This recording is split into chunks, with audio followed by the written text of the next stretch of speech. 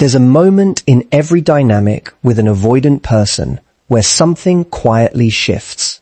At first, they're warm, engaged, even intense in their own way. And then, suddenly, they start pulling back. Less replies, less emotion, less presence. And what most people do at this stage is predictable.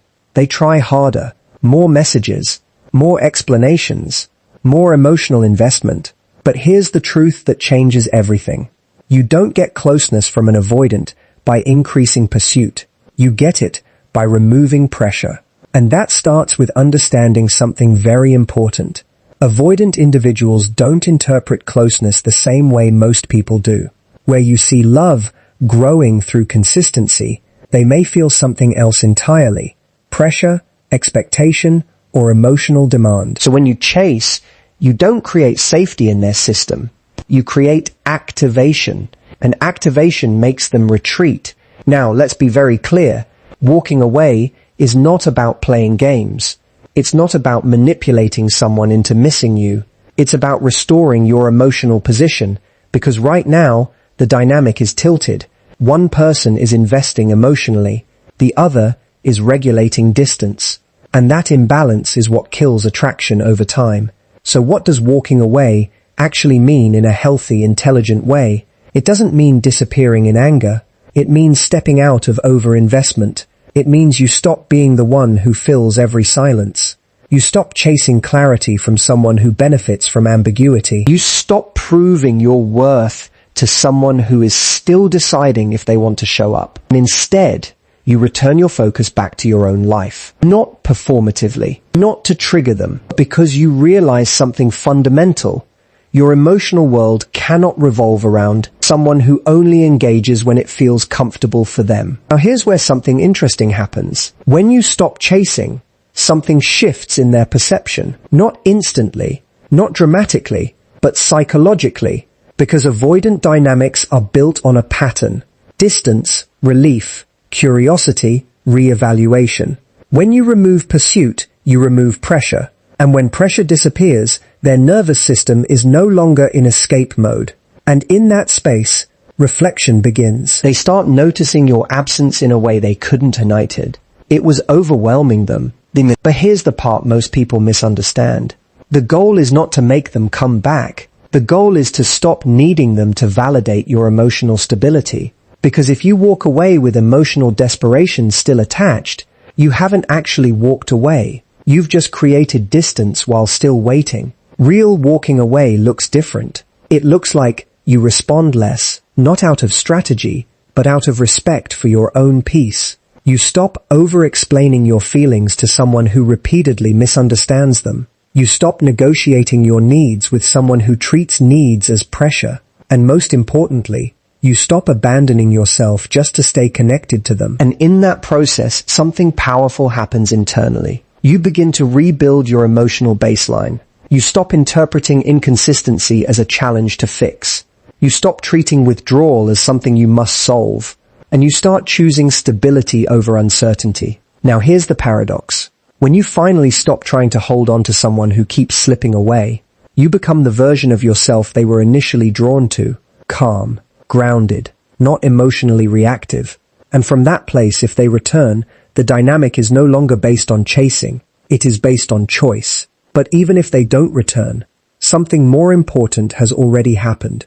You've broken the pattern where your emotional value depended on someone else's availability. And that is the real win. Not their attention, your clarity. Avoidant behavior is not about your value. It's about their emotional defense system shutting down under closeness. When someone has an avoidant attachment pattern, intimacy doesn't automatically register as safety. Instead, it can register as pressure, expectation, or even a subtle loss of control. So what you experience as connection, they may internally experience as intensity that their nervous system tries to escape from.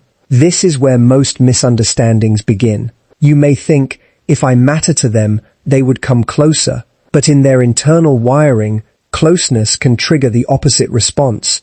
The more emotionally available you become, the more their system may feel the need to create distance just to regulate itself. It is not a conscious rejection of you as a person.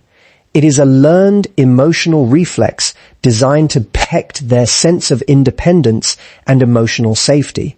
The difficult part is that this pattern often creates a confusing push-pull dynamic. One moment they are present, engaged, even affectionate. The next moment they withdraw, become distant, or emotionally shut down. And because human nature tends to interpret behavior personally, you may start to assume you did something wrong, or that you are not enough to maintain their interest. But in reality, their withdrawal is often less about your behavior and more about their internal tolerance for closeness being exceeded.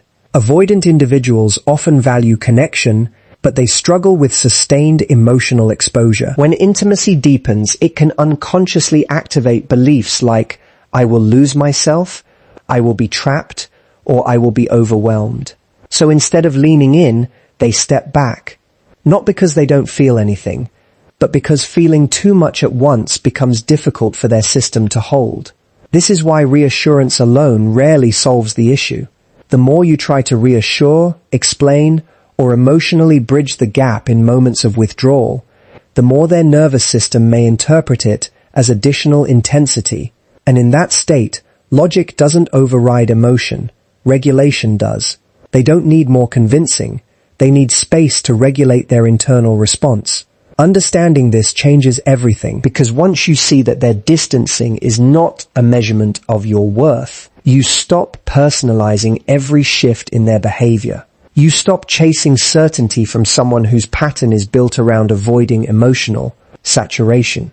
And instead, you begin to recognize that consistency cannot be forced through effort alone. It requires emotional capacity on both sides. When you remove the personal interpretation, you also remove the emotional spiral that keeps you stuck in overanalysis. You start to see their behavior as information, not rejection. And from that perspective, you regain something essential: clarity. Chasing an avoidant increases emotional distance, not intimacy. It feels counterintuitive because in most relationships, effort is rewarded with closeness. So when someone pulls away, your natural instinct is to lean in harder, to explain more, to reach more, to try to fix the gap you're feeling.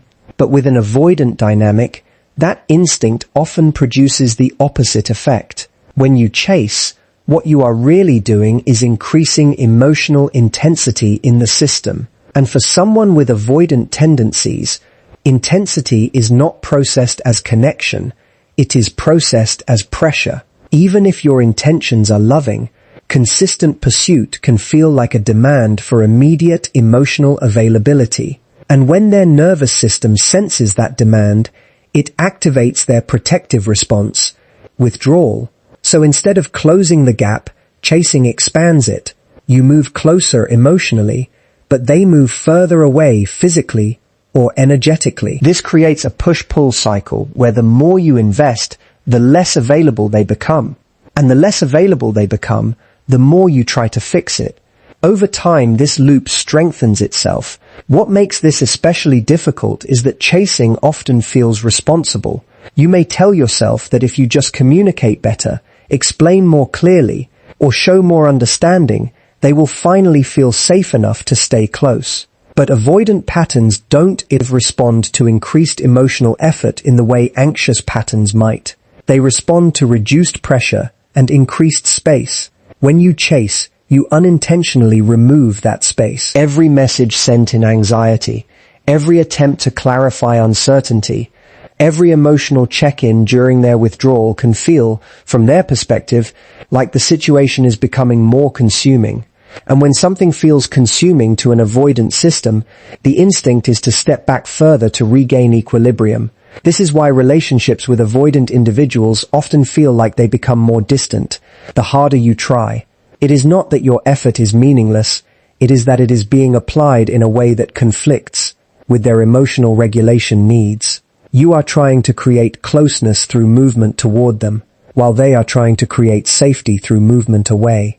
The shift happens when you recognize that intimacy cannot be forced through pursuit. Real closeness in these dynamics is built in moments where there is no pressure to respond, no expectation to immediately engage, and no emotional chasing energy in the background. Paradoxically, it is in your ability to pause your pursuit that the dynamic begins to reset, because when chasing stops, something important changes in the emotional field between you. The pressure lowers, the intensity softens, and the avoidant nervous system is no longer in a constant state of subtle activation. That is often the only environment where reflection becomes possible for them. At the same time, this pause is not about strategy or manipulation. It is about regaining your own emotional stability. When you are no longer chasing, you are no longer outsourcing your peace to someone else's response time. You begin to anchor yourself in your own rhythm instead of their inconsistency. And from that place, something unexpected happens. You stop measuring your worth by how close they are in a given moment. You stop interpreting distance as rejection, and you start seeing the pattern for what it is. A mismatch in emotional processing styles, not a reflection of your value or effort. Respect is often triggered by absence of pressure, not more effort. This is one of the most misunderstood dynamics in emotionally avoidant or inconsistent relationships, because most people are conditioned to believe that respect is earned through persistence, explanation, and emotional investment. But in reality, respect in these patterns is not built by adding more of yourself. It is often revealed when you stop overextending yourself into spaces where you are not being met. When someone feels emotionally pressured, even unintentionally, their nervous system can interpret the interaction as demanding. That pressure doesn't have to be aggressive or obvious. It can come through repeated follow-ups, emotional clarification attempts, or the subtle energy of needing a response to feel okay again. For an avoidant or emotionally overwhelmed person, that sense of demand can reduce their sense of autonomy, and when autonomy feels threatened, respect often decreases rather than increases. Now, when pressure is present, effort becomes invisible. You can be kind, thoughtful, patient, and deeply understanding, but if the underlying emotional tone is, "I need something from you right now to feel stable," it can overshadow everything else. The other person may not consciously think in those terms, but they will feel the weight of expectation. And when expectation accumulates, they begin to associate interaction with obligation instead of choice. Absence of pressure changes that entire equation. When you stop over-explaining, stop repeatedly reaching out, and stop trying to manage their emotional state for them, something shifts. The interaction is no longer framed as something they must respond to in order to keep the situation emotionally comfortable. Instead, it becomes optional again. And choice is where respect begins to re-enter the dynamic, because respect is closely tied to perceived autonomy. When a person feels free in their engagement with you, not chased, not pursued, not emotionally cornered, they are more likely to experience your presence as grounded rather than demanding. In that space, they are able to register your value without the distortion of pressure. Your consistency becomes more noticeable, precisely because it is no longer accompanied by urgency. This is also where emotional contrast plays a role. When someone is used to receiving repeated effort, constant checking in, or emotional chasing, it becomes background noise. It loses its impact. But when that pattern suddenly stops, it creates contrast, not through manipulation, but through natural absence. And in that absence, they begin to notice what was previously taken for granted. Importantly, absence of pressure does not mean absence of self-respect. It does not mean withdrawing out of punishment or emotional games. It means stepping out of over-functioning in a dynamic where effort was not being reciprocated in a healthy balance. It means allowing space for the other person to experience the relationship without constant emotional demand signals coming from your side. In that space, if respect is going to develop, it develops through observation rather than persuasion. They begin to see you as someone who does not chase, does not overextend, and does not collapse their own emotional stability for the sake of maintaining connection. And that stability itself becomes something that naturally commands a different level of core regard. Ultimately, respect is not something you can force through intensity. It is something that becomes visible when intensity is removed and clarity takes its place. Walking away is not punishment, it's emotional recalibration. And this distinction matters because most people misunderstand distance as either rejection or retaliation. In reality, healthy walking away has very little to do with the other person and everything to do with restoring your internal balance when a dynamic has become emotionally distorted. When you stay in a situation where effort is uneven, communication is inconsistent, or emotional availability is unpredictable, your nervous system gradually adapts to instability.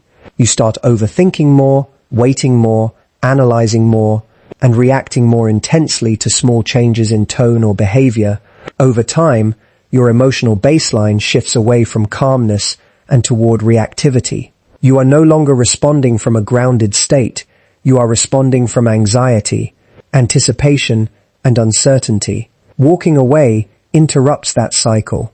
It is not about making the other person feel loss or teaching them a lesson. It is about removing yourself from an environment that is continuously activating emotional dysregulation. When you step back, you are not abandoning connection. You are stopping the internal overload that comes from trying to maintain connection in conditions that are not stable. Many people misinterpret this step because they associate love with endurance. They believe that staying longer, trying harder, and tolerating inconsistency is a sign of loyalty. But emotional health does not work that way. Enduring repeated imbalance does not deepen connection. It erodes self-trust. And once self-trust is weakened, every interaction becomes more emotionally charged than it needs to be. Recalibration begins the moment you stop participating in that imbalance. When you walk away, you are allowing your nervous system to stop scanning for signals, stop interpreting silence as meaning, and stop preparing for emotional highs and lows. That space is essential, because clarity does not emerge in constant emotional activation. It emerges in stillness. From the outside, walking away may look like withdrawal or detachment, but internally, it is a return to equilibrium. It is your mind and body slowly recalibrating away from dependency on external validation. You begin to remember what your natural emotional state feels like when it is not being shaped by inconsistency or unpredictability. This is also where perspective shifts. What once felt urgent begins to feel less consuming. What once felt confusing starts to become clearer, and what once felt like something you needed to fix starts to look like something you can observe without attachment. That shift is not indifference, it is regulation. Importantly, walking away does not guarantee a specific outcome from the other person. They may reflect, they may not. They may return, they may not. But that is not the function of recalibration. The function is to bring your emotional system back into alignment so that any future decision you make, whether to reconnect or move on, comes from clarity instead of emotional depletion. In that sense, walking away is not an ending tactic. It is a stabilizing process. It restores your ability to think clearly, feel evenly, and choose consciously. And from that place, you are no longer reacting to instability. You are responding from balance. Silence and self-prioritization create psychological contrast in their perception. This is not about games, and it is not about trying to trigger someone emotionally. It is about how human attention and emotional memory naturally respond to change. When a dynamic has been consistent in one direction, especially one where you are emotionally available, responsive, and engaged, your presence becomes expected. Over time, what is always available starts to lose its emotional intensity in the other person's mind, not because it has less value, but because the nervous system adapts to predictability. When silence enters that pattern, something shifts in perception. Not immediately, and not always consciously, but gradually. The absence of your usual emotional presence creates a break in expectation. The mind starts to register that something has changed. This is where psychological contrast begins. It is not created by what you say, but by what you no longer automatically provide.